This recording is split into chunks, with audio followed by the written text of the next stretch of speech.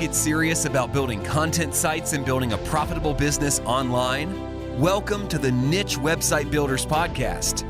We bring you the latest field-tested tips, tricks, and strategies for building a profitable online asset. We interview industry experts, share customer success stories, and reveal our own experiences working on hundreds of sites to inspire and motivate you to make something happen. Let's do this.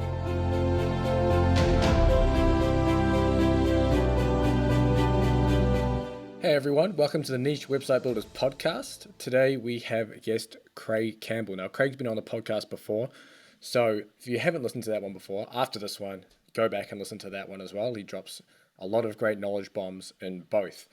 So for this second podcast with Craig, we cover some of his own projects, so specifically his process of buying and selling websites, what he sees as the common denominator that's holding a lot of these websites back that he's allowed or that he's acquires for quite a low price to be able to flip for a lot more later. We go into a bit of detail into his casino case study. So he's doing an open case study with his mastermind group, trying to essentially rank and make money within a very competitive niche. And we cover off some of the black hat methods that are used within there, but also a lot of methods that are used within the casino niche or any affiliate niche that can also be applied to your more white hat niche websites like hobby websites or whatever that is. We jump into a little bit into mini nets and PBNs as that's part of the casino strategy as well, but also how it applies to you as a niche website builder and how you can take advantage of that as well to help your own rankings. And then we finish off with a little black hat story around CTR manipulation through taking phones and taking pictures of gravestones. So sit back and enjoy. This episode is brought to you by Niche Website Builders, an agency dedicated to helping people just like you build profitable content sites. Niche Website Builders are the hands-off content site marketing agency you always wished existed. It's run by content site marketers for content site marketers, and they help both investors and individuals alike build profitable online properties.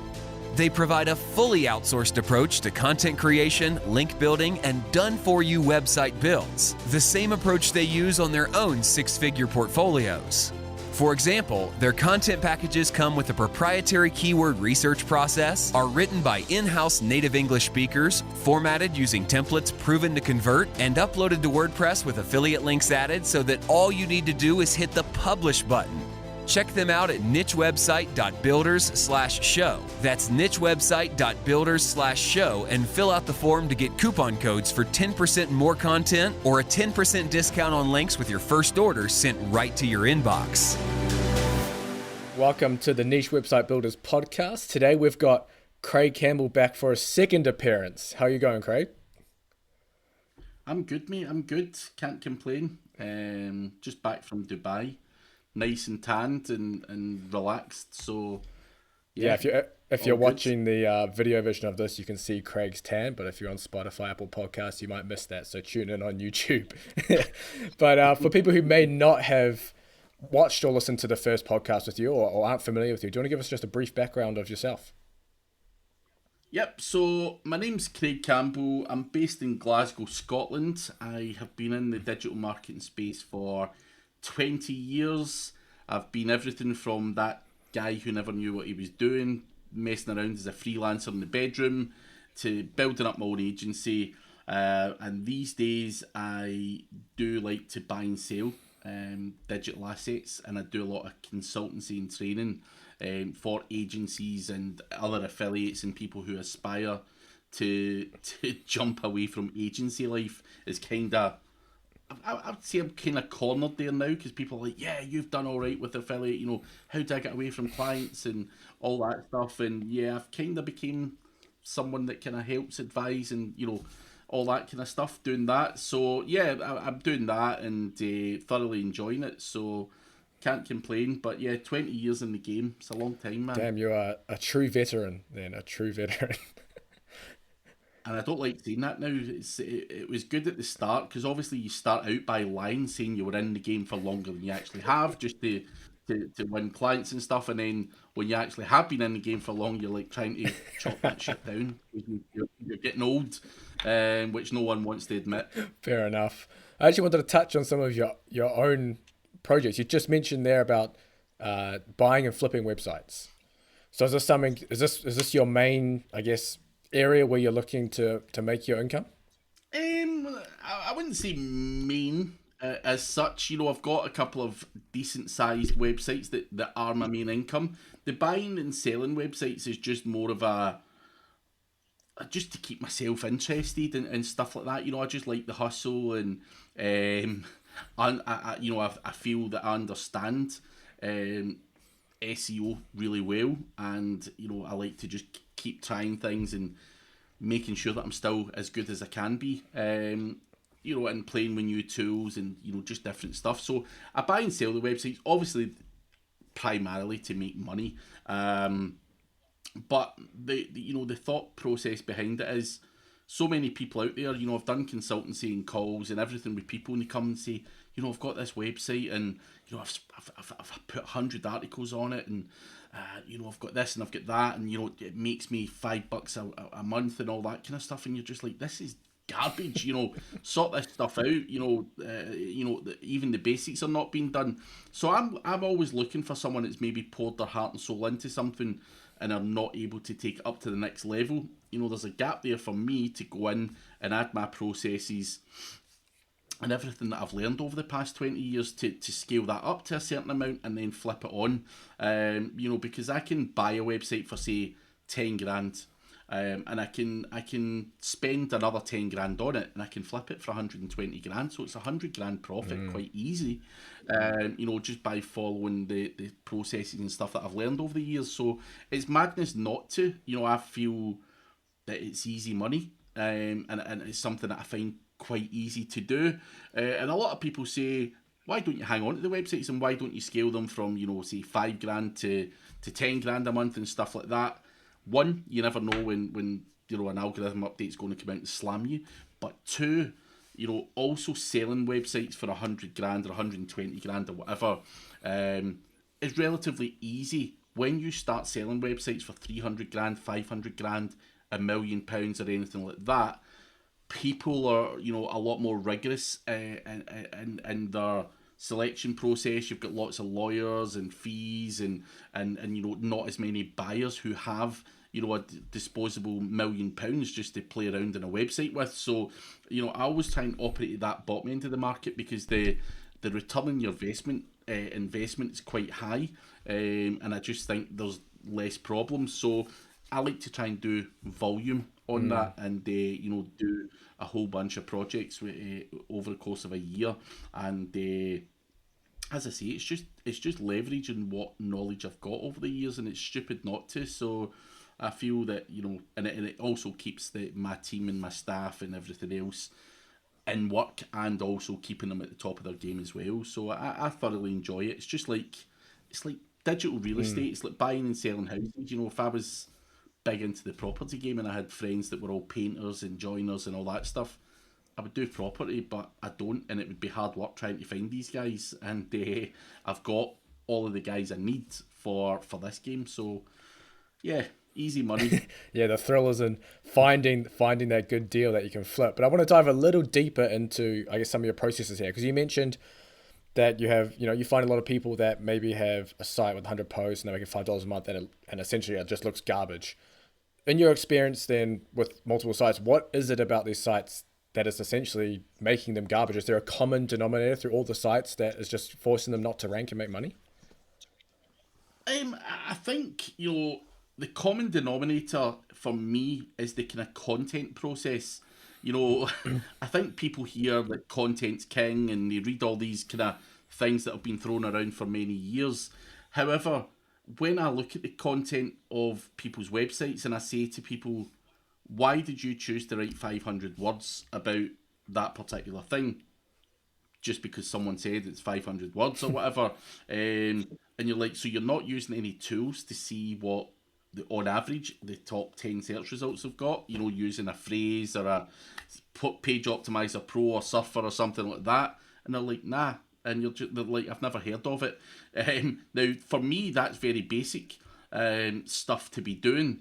But even, when you look at the structure of the content, there's no subheadings, there's no internal linking, there's no FAQs, there's nothing. It's just a big rant of 500 words. So, in my opinion, loads of people go out there and they know that they need to get volume of posts, and they're going out there and they're going to some freelance writer or something saying, go and write me 50 articles, here's some fucking headings, off you pop, and they get all this shit back, and it's just not optimized, it's just rubbish. And as I say, that's one thing I see all the time, and you're just like, dude, why? I mean, you're wasting money here, this is just not going to work.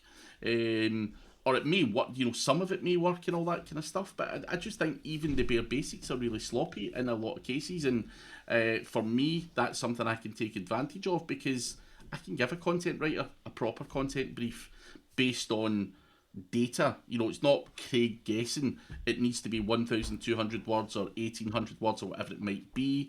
We can pull statistics from websites. You go to something like Phrase and create a content brief, and it tells you a whole bunch of stuff, including the subheadings you should be using, and all that kind of stuff. And obviously then you go into semantically related keywords, to try and make a page rank for a lot more keywords than what it would by adding in these keywords.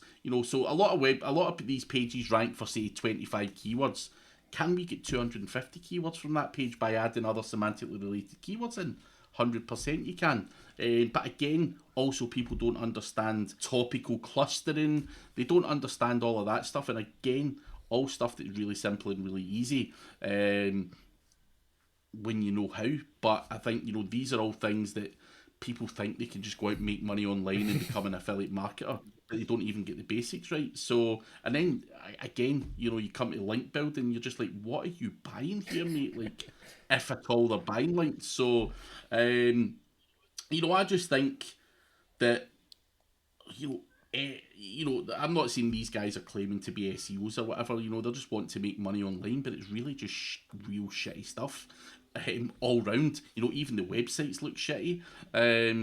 But, the website's not the most important thing. I think the content is the big thing here. Anyone can throw up a new template or pay someone a couple $100 to throw up a nice template and make it look semi-professional. But I think, just down to the keyword research and the content brief and who you get to write the content, it's just nonsense. And I think a lot of people are lazy, and I see a lot of people who outsource this stuff and they come back and they copy and paste it onto the website, and you can just see like the AI, short codes and all that in it, and you're just like, you've been robbed, man.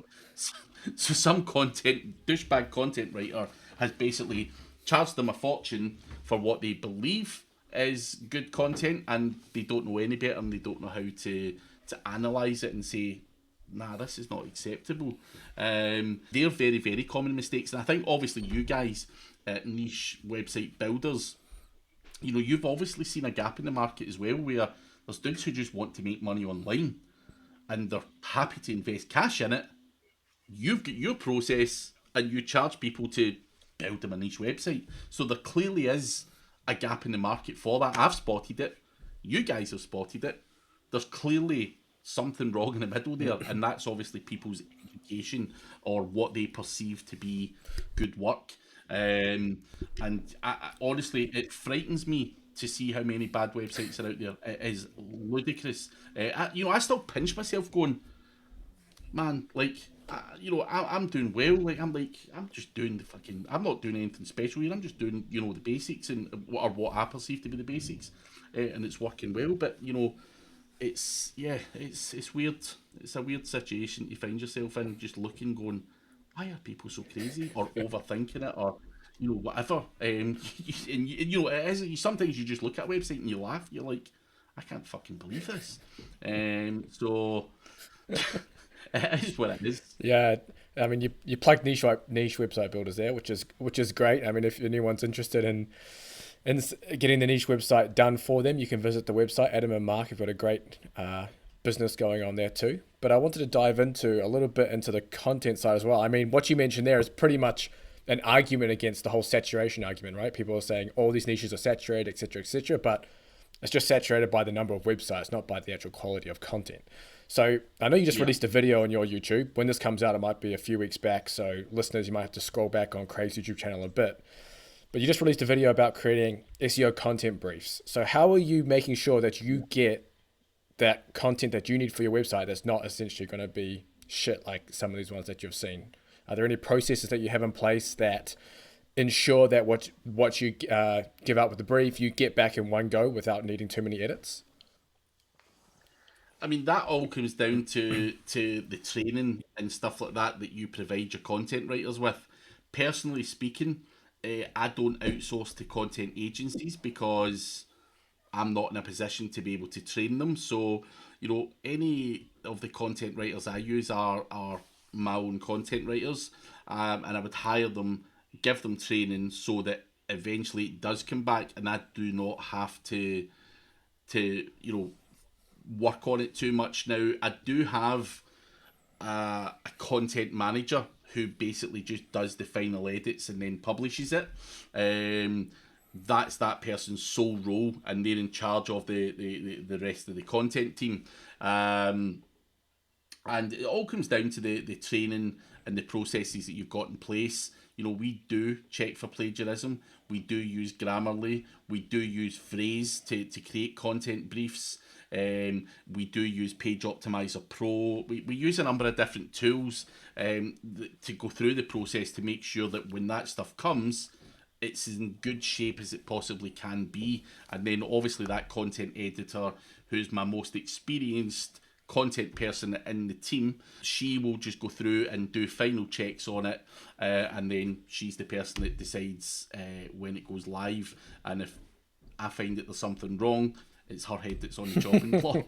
She can blame other people down the chain, but essentially for me, unable to grow a business or scale or do anything at scale, I cannot be in charge of her and the guy below and the guy below, the guy below and the guy below. Fuck that shit, So it all comes down to the training and the SOPs you've got in place. And a lot of people say, but show me your SOPs and what's your SOPs.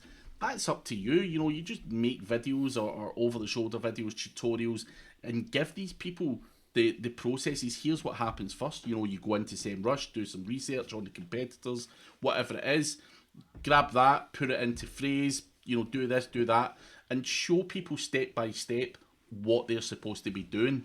And I think a lot of people think these SOPs are something special. They're not. It's just what I believe to be the right way to do content. And then once you get it back, run it through Grammarly, and do all that kind of stuff and check for plagiarism and stuff like that. So it all comes down to the processes. And again, a lot of people don't nail down the processes and don't check half of this stuff, and that's why a lot of people get mugged off or their content doesn't rank, because they're not ticking all of the right boxes. And nothing out there, I'd love to find an AI tool or something that just wrote stuff that's stuck, or an automated quick way of doing this or a cheaper way of doing it. It really just doesn't work. You have to just find somebody to just do the job properly. And I think sometimes in the past, personally, I have always looked at cost and maybe scrimped and scraped and tried to go cheap. I don't think that's always the best option. Also, I'm not suggesting go with the most expensive guy that's out there. However, I think we're always trying to get it for like 4 cents a word or whatever, and there really is real low quality. I mean, I want something for 4 cents a word as well. I'm the same as everyone else. I want the best deal, but you've got to look further afield, and for me, cost is a thing. Of course, we all want to save money and make as much profit as we can. So I do look to countries like South Africa and whatnot. And people say, why South Africa? Well, they're native English speakers. The cost of living, you can get someone over there for $500. Why would I pay someone in the UK $2,500-3,000 a month when I can get a South African for $500 a month who speaks equally as good English? So, I think there are certain things in there that, I have had people in the office and hired people internally in the office, and they burn out. You know, for me, content writers burn out after a period of time. Some last 3 months, some last 6 months, some will last 2, 3 years, whatever. But people do burn out, and that's where it's really important that you're able to replace them, and that's why those processes and that training has to fall into place, so you can replace them quite easily, because no one's going to sit there and write content after content after content after content. They will get fatigue, and will give up, or the quality of their work will go down. But you know, that's a lot easier using someone in South Africa. Use them, if as long as the standard remains high, keep paying them. But the minute they slip, just get another one. You know, just make it a, you know, a Ferris wheel. Just come in, fill up the gap, give me some more content, and then, you know, move on. And what I would also say is, we do that much content, that typically our content writers fire us. It's not the other way Oh, around. wow. So they end up saying to us, like, you'll have to fuck off. Like, this is too much. This is intense. So I'm not sure if that's a good or a bad thing, but we regularly get content writers firing us, just because their heads blown, by it. But you know, we sell, a lot of guest posts and stuff as well. So we've got content writers that only write about guest posts all day, every day, and it's just a weird random bunch of different stuff. And it's those content writers that literally just turn around every 2 months, something like that, and just say, I'm gone. I can't. You know, you've basically, because we're like throwing more money at them, throwing more, because your earnings are unlimited, really. You know, the faster you write, the more money we'll throw at you, because we're desperate. But it's yeah, we get fired by the content writers, essentially. And if we get someone that's good, that's productive, and stuff like that, we'll try and reward them and move them up the chain a little bit. So That's the yeah, first I've heard of content writers firing their, I guess, their own boss, really. But yeah, is your content uh, editor full time then with you? Is that your only full time staff, and the rest are yeah, kind of yeah, contracted yeah. freelancers?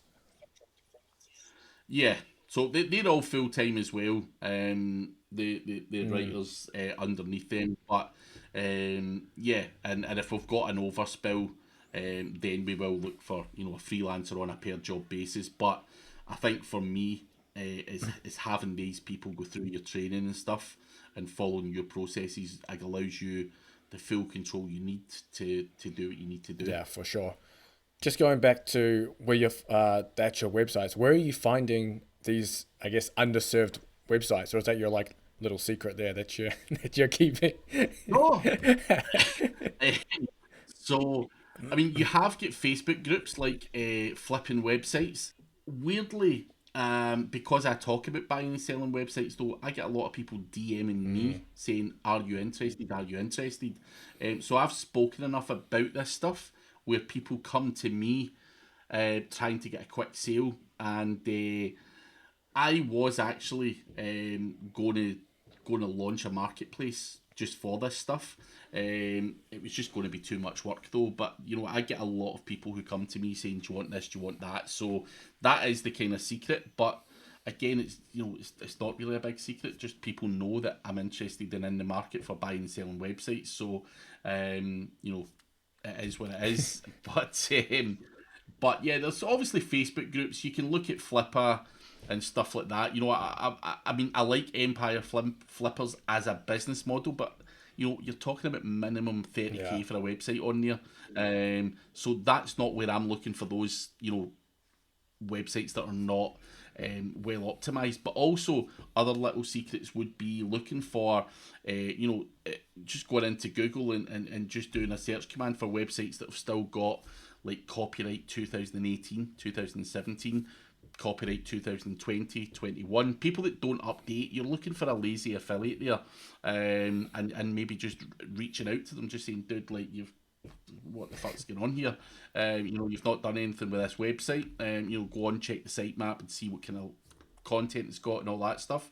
And someone's probably got a website and they've got to $100 or $200 and couldn't be arsed doing it anymore. You know, that's the person I want to be talking to, and it's kind of fell away, and you know, I can take over. So, looking at the copyright thing is another little secret, but I think the group flipping websites, there's always a gem in there, where guys are just freely allowed to. I don't think you can post a website that's worth more than 10 grand on there. So it's anything between 0 and 10 grand. If you want to sell your website for 30 grand, 50 grand, they basically moderate what goes on there. They'll tell you to piss off and go to Empire Flippers or Flipper or whatever. But these are the 0 to 10 grand on that Facebook group. And there are guys on there selling websites for £1, £2, whatever.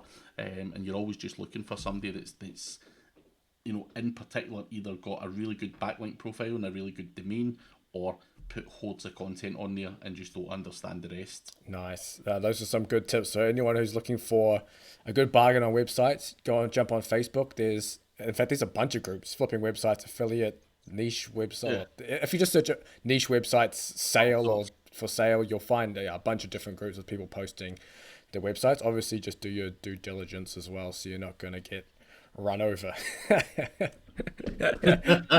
Yeah, you need to be careful of that, because there is some websites that you just look at and you're like, come on, dude. What's going on? What is this shit? But yeah, just do your research, guys. For sure. I want to change tack just a little bit, and I want to go into, you mentioned on one of your live streams a couple of weeks back, you were going to do a follow-along case study on a new project you were going to do, and it was going to be in the casino niche. Now, niche website builders, I guess, as a company and people looking at niche websites, are looking more what we'll consider, I guess, white hat niches, hobbies, sports, whatever it is.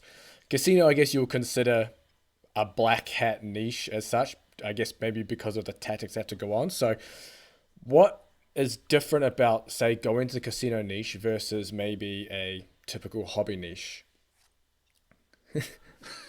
I mean, pretty much everything's different, but it's not. So SEO is SEO. You need content, blah blah blah blah blah. Whether it's for a hobby website, whether it's for a casino website. So the on page, the technical, and all that kind of stuff, is very similar. But in the casino niche, you need deep pockets, because you're going to have to invest heavily in links and a lot more content than you'd ever dream of having to try and get. But obviously the tactics involved with the casino niche, if you look at the kind of backlink profiles of any casino page and on page one, just due to the level of competition and stuff, you're talking, it's not just guest posts, it's really, people are doing, buying expired and aged domain names and 301 redirecting them in. People have got PBNs, people are, powering up their guest posts with spam, and it is literally just a fucking free-for-all. It's just a spam fest is the best thing I can say. But there has to be an element of quality and power in there. So it's not a case of just firing up, GSA and, hitting it with that, and you're going to get up there. You've got to buy some of the high-profile stuff as well. And so link acquisition is the biggest cost in the casino niche. And, it's a competitive space, but where there is competition, there's always money. So it's undeniable that the casino niche is one of the most lucrative online. However, the case study, I'm not going to be entering the US or the UK market, which I perceive to be the most competitive. I am going after the Indian market to begin with, purely because I believe that the SEO in the Indian space is not as competitive as here. But the guys gamble more. There's a lot more search volume. There's a lot more people in India, and I'm talking about the English speaking Indian audience before anyone says like, how can he write Indian? I can't. But it's the English speaking Indian audience, and that's the first thing that I want to go after, and do really well. Cricket's a big sport over there. The casino that I'm working with, they've got a sports book, but they've also got all the kind of live casino and the slots and everything else. So Indian cricket and all that, in terms of content and everything, we can go after the Indian Premier League for cricket. You know, we can go after everything, as well as they kind of play poker online and all the other kind of stuff alongside the slot games. So it's a competitive space still. You know, I'm not going to say it's easy peasy. However, a lot of the guys that rank over there are big players who probably don't focus wholly on the Indian market. So I think, you know, it's just an angle in to the space. You know, if you were going to go and do this in the US or the UK, unless you've literally got hundreds of thousands a month to compete, Damn. then you know I think you're probably going to struggle. So that's why you know I'm getting involved in doing this, and obviously it's getting off to a slower start than I would have liked, just purely because we're starting from scratch. You know, I'm trying to power up the domain name. I'm trying to hire a content team, which I'm still, you know, getting sorted out. But you know, I think when you look at any competitive space, we know it's competitive, but I think a lot of people are not thinking, you know, look at the European market, or, you know, let's try SEO in France or Spain or some shit like that. Why do we always obsess over the UK and the US? Of course, you know, the US in particular is by far one of the biggest markets ever in terms of search volume and stuff like that. But there's just obscene amounts of competition, and you know what? As you get older and stuff, you got to kind of pick and choose your fights, and try and pick fights that you can win, and you know find a niche in a country that you know you might have half a chance of winning. And certainly, as I say, it does also boil down to money. We've got enough money, I believe, to be able to dominate the Indian space. And I've got enough experience and expertise and contacts and all that kind of stuff to be able to make this work. So that's why I'm going after it. And as I say, you can still make a lot of money in India. These guys still love gambling, so it's not a case of, you know, you're going after a country that doesn't like gambling. You go do the search, you know, research on some of the keywords, and you will be pleasantly surprised in the volume in the Indian space. So, budget wise and everything else, you know, I think there's budget to tickle, you know, India and get some progression there, and hopefully make some money, and we can invest some more and more and more, and then, you know, start to target other countries. When we are going to be targeting other countries, they're still not going to be the UK or the US. We are going to be targeting other countries like Brazil, which we feel is an important market. Canada, which is relatively competitive and stuff like that. However, there are other complications when you target these niches, because I'm not just doing this purely as an affiliate. I am doing this with the casino. So there's a lot of like red tape and legal things and licenses and all that kind of stuff, and they're a lot harder to obtain in the UK and the US as well, and they're easier to get in Brazil and various other countries. So you've got all of that stuff to contend with as well. Whereas a pure affiliate, I wouldn't have to worry about that. I could just rank a website and go for it. But obviously, I'm working with a new casino on this project, and I kind of also have to follow where they've got licenses. But you know, it ticks all the right boxes for me, and you know, and I think it will make for a good case study. And it's just I've just got to get it off the ground.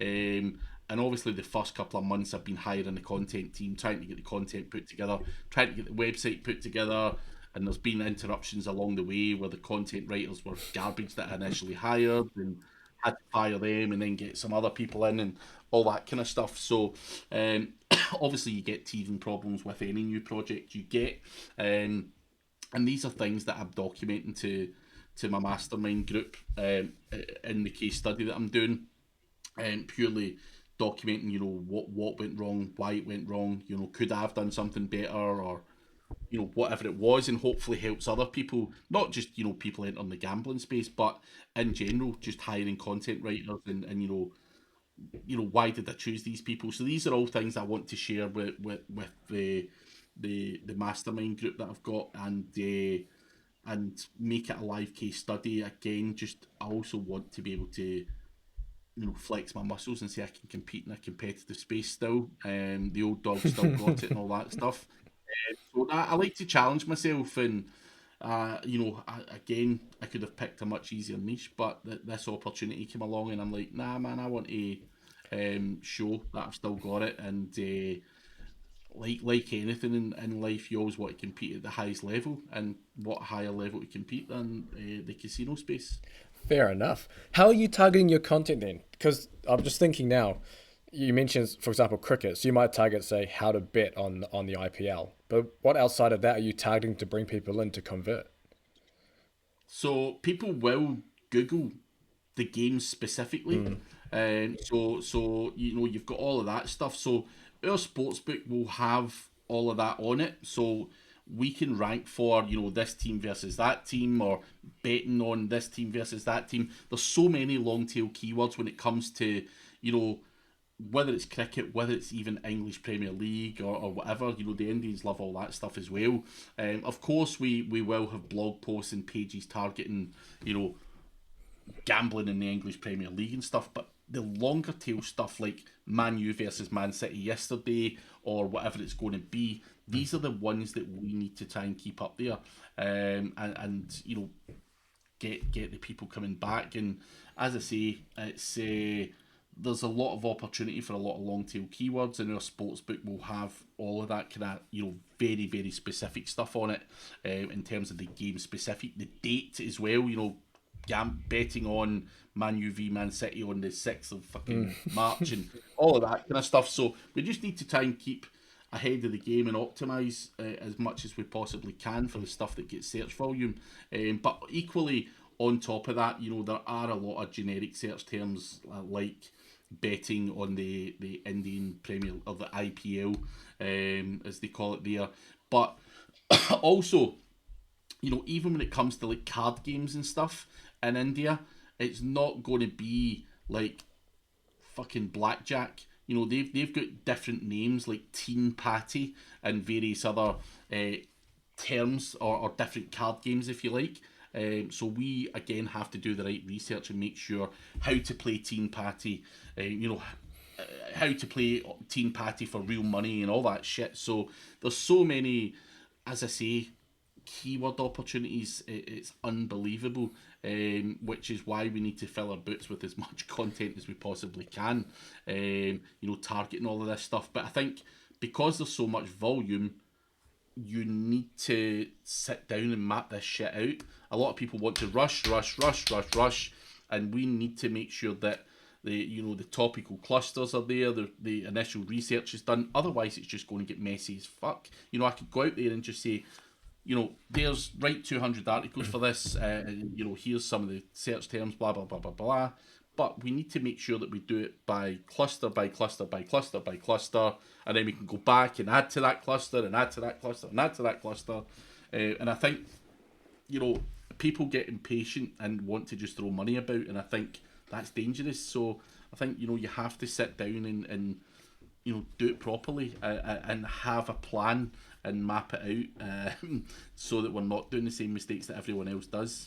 Yeah, for sure. How are you then doing your topical clusters? Or how's it structured on the site? Are you doing it at the page level where it's kind of like site.com/casino/ how to bid on whatever, or is it kind of like a flat structure where you've just got the post name, site.com/post name? Yeah. So I always do it by post name, and create a kind of virtual silo, if you like, using internal links and stuff like that. So I've always, and a lot of people say that's not the right way to do it, but when you're starting a kind of small, because here's the thing, right? The main casino website that we've got, that's got the sports book and everything else, that website is pretty much, it's not fully optimizable, because when you click in a game, you need to sign up. So a lot of the pages are locked away behind a kind of login portal. So the websites that I've got are WordPress websites that are just content websites that when you click there, it's going to take you to the relevant section on the main casino. So that's why I'm going to go with a flat structure, and just go for it and just do it the standard way in WordPress. It's not like when people talk about site structure and stuff, I think it's really important if you're in a big e-commerce store and stuff like that.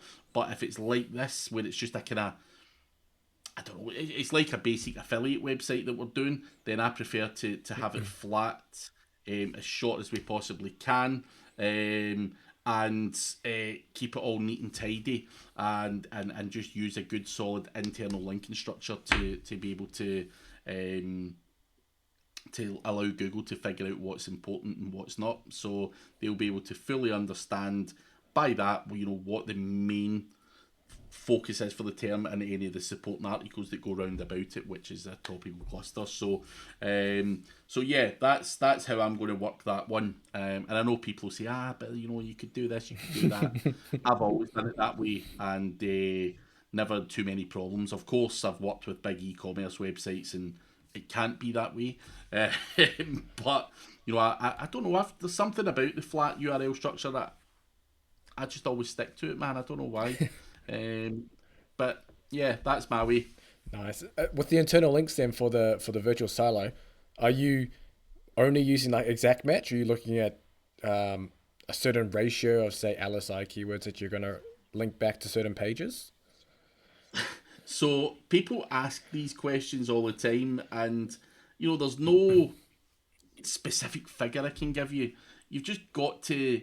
You can't just do exact all the time. It's just not sensible to do that. You've just got to do where it fits in and where it feels right. So, sometimes it will be exact match, partial match. Sometimes it'll be something else. But yeah, I think you've just got to mix it up and keep it natural looking. You just cannot have, play online poker as the internal link all the time. That's just spammy as fuck. So I like to just mix it up and try and keep it as natural looking as I possibly can.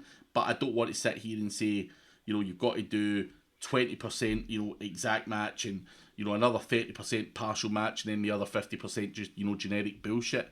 There is no. I don't really think about it too much. I just try and not be spammy with it. Is what all that goes through my head. But there's no weird ratio that goes on. As I say, an internal link's an internal link. You're showing Google what is the most prominent page. It's just got to make sense for the user as well. That you can't just have it on the word "and" or something like that. Yeah. It's just stupid. So it's there's common sense has got to come into play as well. And as I say, we try and just work it that way. So there's no real crazy ass formula for that. Yeah, for sure. And I think this internal linking stuff and the site structure stuff is something that can probably carry over to white hat, say, niche sites. Yeah. Is there anything else then within the casino niche that maybe is, I guess you could say, part of that niche specifically that could work within, say, typical white hat niches, or something that, might be able to be carried over that could be beneficial? I mean, I think a lot of it carries over other than the kind of link building structure. SEO is SEO. You've got to, have good, as I say, a fast loading website, the right call to action, good content, all that kind of stuff. The only real difference for me is the link building and how aggressive that really comes down to. Good on page is good on page. And I never really deviate away from that, because I think, you probably could get away with ramming more keywords and stuff like that in or on a casino website, because they're allowing you to spam the shit out of things. But I don't. I try and stick to doing the basics properly and not be too spammy, regardless of the casino niche. Other people will say, yeah, I do this, and I'm hiding text here and I'm overlaying images with fucking hidden text and all that kind of stuff. For me, that stuff's not a major needle mover. Nothing beats good on page and structuring the website out properly, adding your FAQs in and everything else, which all carries on over into kind of white hat stuff. The same process applies. If I want to rank for play online poker or whatever it might be, or you're trying to rank for plumber in London, on page is on page, and there's other frequently asked questions and all that kind of stuff that you maybe want to add to that page. So I think there's a lot of crossover in them both, but obviously when it comes to the link building side, that's when it just it's not the same game you're playing, so to speak. So yeah, you just have to be a bit more cleverer on that. Let's dive a little bit into that link building side. We don't have to go too deep, but how are you outreaching for links and to what kind of sites? Because if let's just assume someone listening to this has deep pockets and wants to maybe dabble a little bit in the casino niche. If they're going to go through, say, a link broker, most of them don't allow casino links. If they're going to outreach to certain sites, most of them don't allow casino links either. So what kind of sites are you outreaching to, and what kind of strategies are you looking at essentially to power up the site then if, I guess, so many sites don't allow those kind of links? So one, we don't outreach in the casino niche at all, purely because you're not going to get anywhere anytime fast. So like you say, you could reach out to guest post vendors and all that kind of stuff, and of course you are going to struggle, because a lot of them don't accept gambling or porn or various other things like that. So your options are, you either grab expired domain names, aged domain names, you buy hacked links, which these are opportunities like SAPE and stuff like that.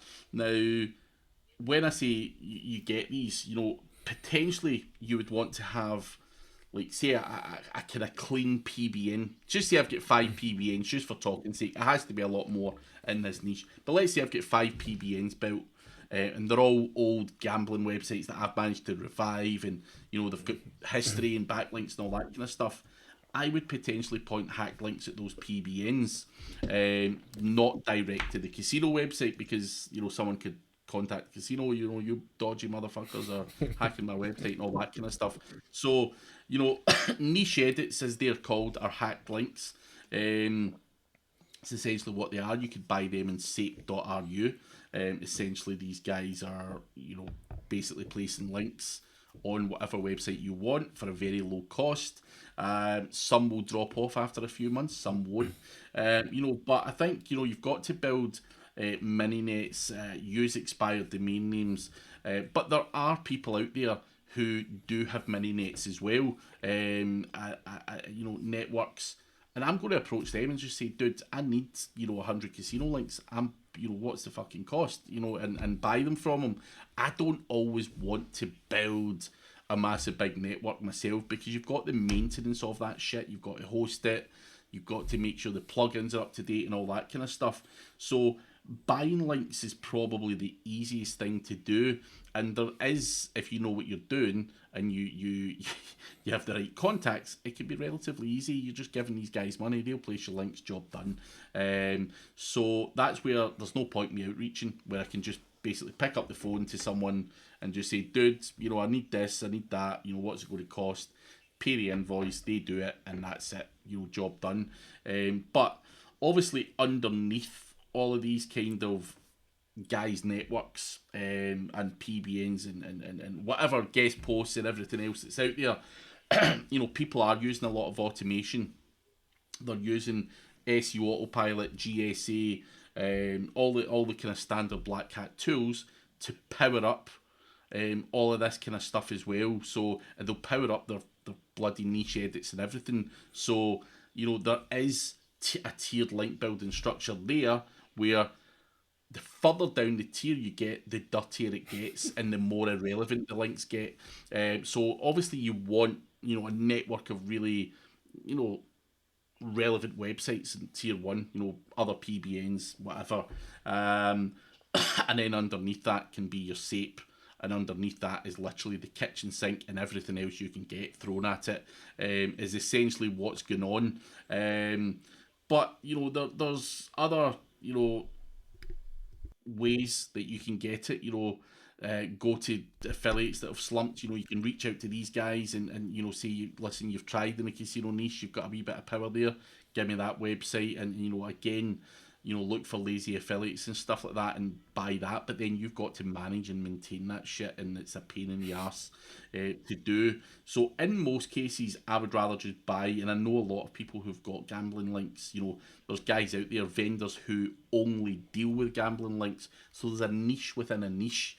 When it comes to that stuff, and essentially you need to be getting better. And the big thing here is anyone can go to these guys and buy a link if you know their names and all that stuff. But what makes me different from everyone else, and that's where I do believe that having a small network of your own to give you that edge, those links that others can't get, are really important to do, because you need something more and something better than the competition. If we're all just going to have 100 links from the same shitty places that everyone buys from, then what else is it going to come down to? You're going to be based on, your site speed, your engagement, and all that kind of stuff. I want to be up there because I've got more powerful links than the next guy. And as I say, whether that's it depends on what your models are like. I know guys that literally just go in and hack people's domain registrars and steal domains. It depends how Wow. wild you really want to go. But there's wolves out there literally watching for your domain names expiring. Casino guys and all that just waiting in the wings, ready to pounce like an animal the minute your domain expires. So believe you me, and if that doesn't expire, they'll fucking come and take it off you. So make sure your passwords and everything are, on point. And because I know people that do that stuff. I'm not saying I do that stuff, but there are literally guys who'll just go in and hijack your domain and do whatever. So, people do that, and you've probably seen it yourself over the years if you've had a WordPress website and it's been hacked, and you go in and there's all these casino or porn links, placed on all your old pages and stuff like that. Very, very common practice. There's a lot of people out there who only hack websites for a living and make a fortune from it. So, Wow. it's a dirty world, and I don't want to say too much more on the dirty stuff because I don't want to bore you all. A lot of people might not be into all of that, but it really does get down and dirty there, and it's just like a street fight is the best way you can see it, where there is no rules, and it's just whoever's the most streetwise and whoever's the most creative can win the day, and I think that's a fun game to play, if I'm being honest. So, you can't get PR, you can't get any of the other stuff that you could typically get for, a client or a more white hat thing. So, PR, I'm not going to promote my online gambling in India. Absolutely not. So, so that's where you have to just be a bit more creative, and as I say, it's like a dogfight, which is fun. As I say, it's always fun to see the tricks people get up to. Oh, for sure. That's actually a perfect segue into something I want to chat about next. That is the mini net side. We'll come back and we'll get some more black hat stories from you for sure at the end. But in terms of the mini nets, I mean, that's something that can potentially be used within that white hat space, and that is having essentially better PBNs, correct? It's like not having shitty PBNs. So how do you go about building? Say you want to build 5 mini net sites that are going to link back to your own site. How, I guess, anonymous do they have to be compared to, say, your own site? Do they need to have domain register under a different name, hosting under a different name, completely different themes, set up, everything like that? Or because they're going to be legit sites that are going to make affiliate income, etc., do they not need to be so different? I mean, everyone's got their own thing. I've always been kind of overcautious, so I would have a different theme. I would have different names. I would have it in a different server. I would have different sets of plugins on the website, and all that kind of stuff. And I think that's really important, just as a good habit to get into.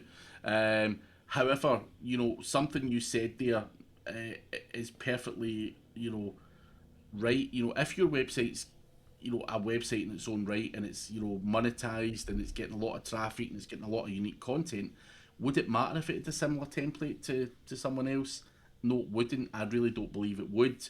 But this is the difference between a real PBN, and you know, one of those shitty PBNs. A lot of people build PBNs and use the same template and the same shit and all that kind of stuff just to sell links and whatever.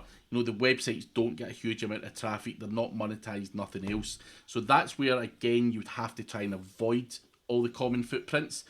But if you're getting traffic and you're getting rankings and you're adding content to these websites and you're building your own backlink profile and everything else, then a lot of the other stuff, it's perfectly legal for you to have 5 or 10 websites in your name, and you can use a similar template and you might target, you know, whatever. That's not illegal. That's not the wrong thing to be doing. And I think, you know, Google are not going to penalise you based on using the same theme 10 times over on a shared hosting account, providing that you're adding value to the internet by not having, you know, low quality pages and you know, all the usual crap. So for me, I don't consider a website that's just been bought that's got a shitty template on it that doesn't frequently get content on it. I don't consider that a PBN anyway. You know, I think that's just a piece of shit. In all honesty, you know, every PBN that you get, every website that you buy should be treated like a real website.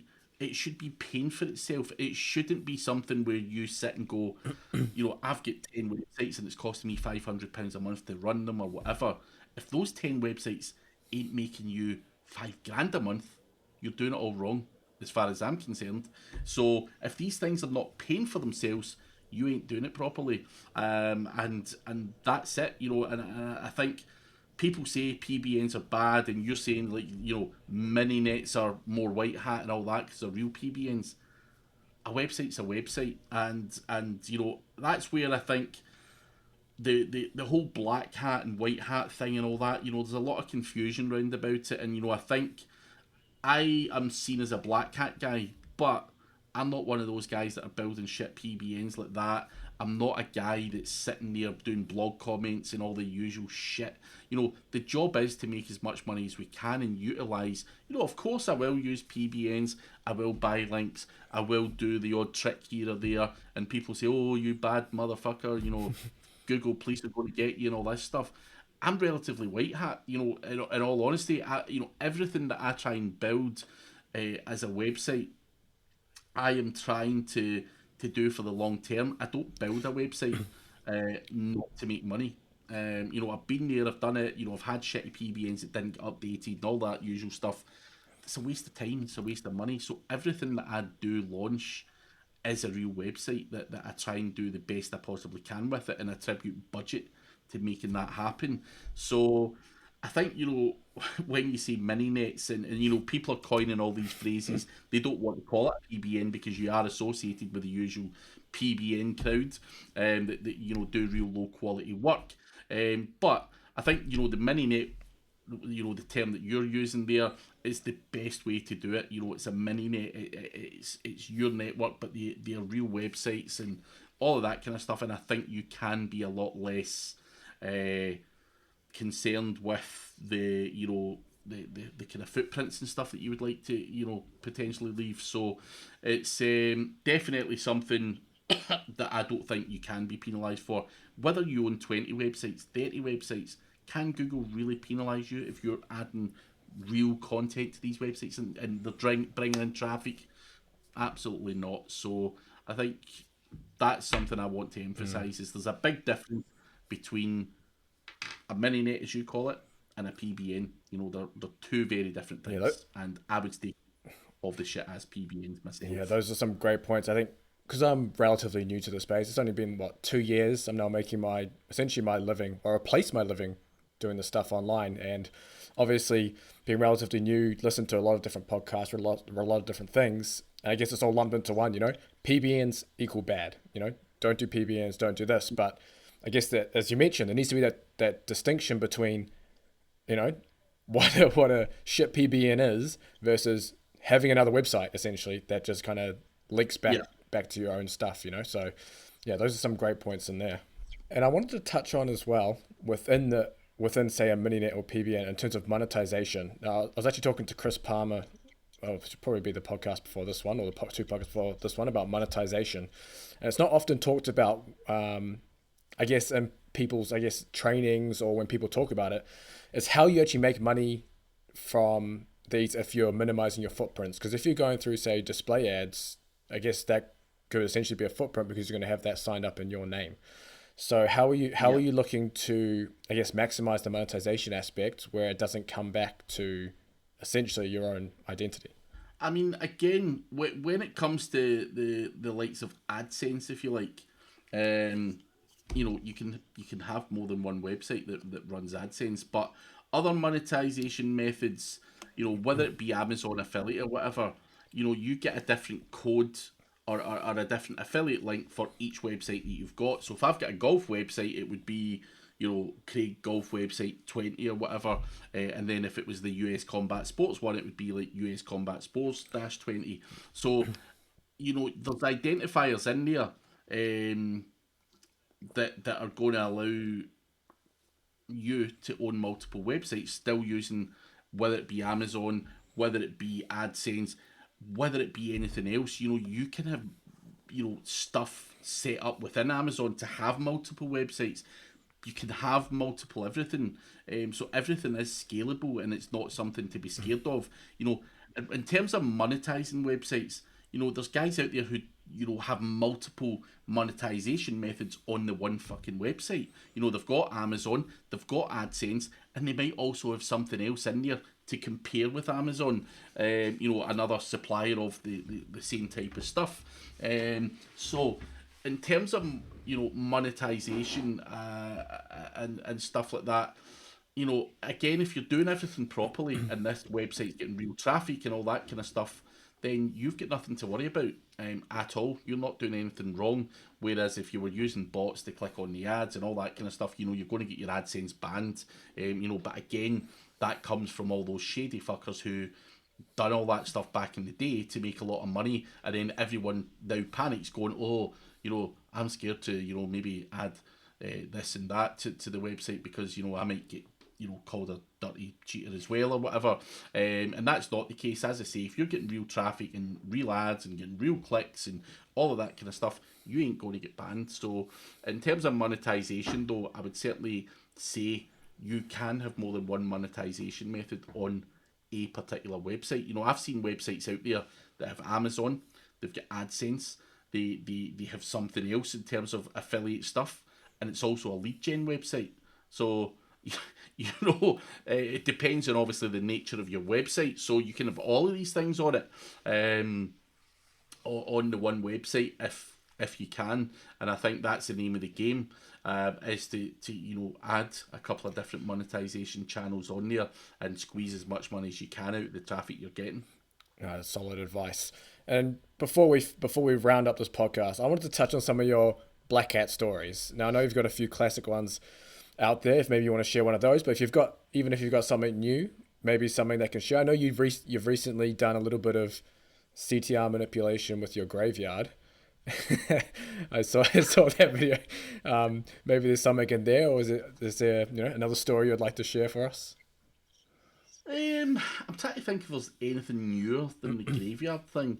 There probably isn't. And a lot of the stories I've given over the years are good stories that still work to this day, these tricks. But the CTR manipulation thing, a lot of people still don't understand it. So they've seen this video of me and a few guys running around in a graveyard, and they don't quite get what the fuck we're doing with all these phones. So I'll try and explain it quickly because I don't want to hold everyone up. Sick of my voice soon.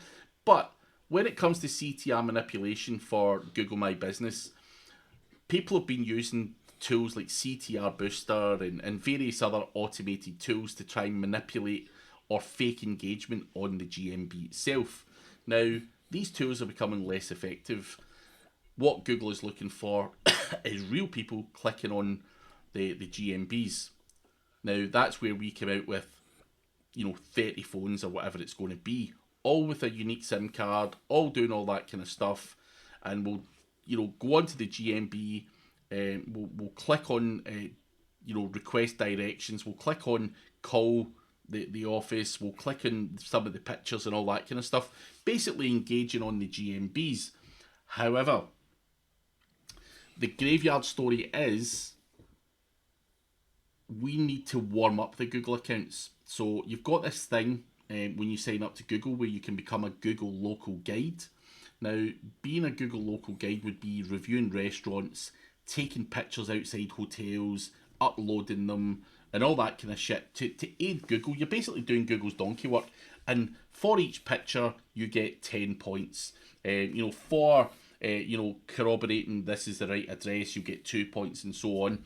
Now, when you go through this and do all these points, you're building up your Google local guide score so that when you are requesting directions, you're taken more seriously than someone with a brand new Google account. So we were going to the graveyard, and this is my friend goes out walking a lot to try and lose weight, and he was going around the graveyard just taking photos of the gravestones, bang, bang, bang, bang, bang, and then he was uploading them to the graveyard's GMB.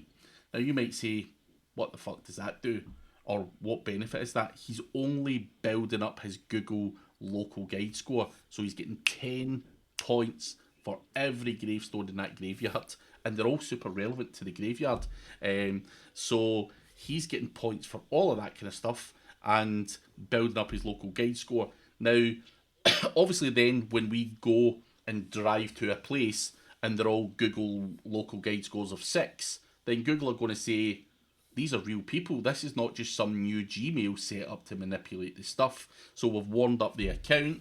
But also, when you suggest edits, when you want to take advantage of an unverified GMB and claim it, and you're doing that from a local guide score of 6, you're going to get it before a brand new a brand new Gmail account. So it's warming up the account, building up that local guide score.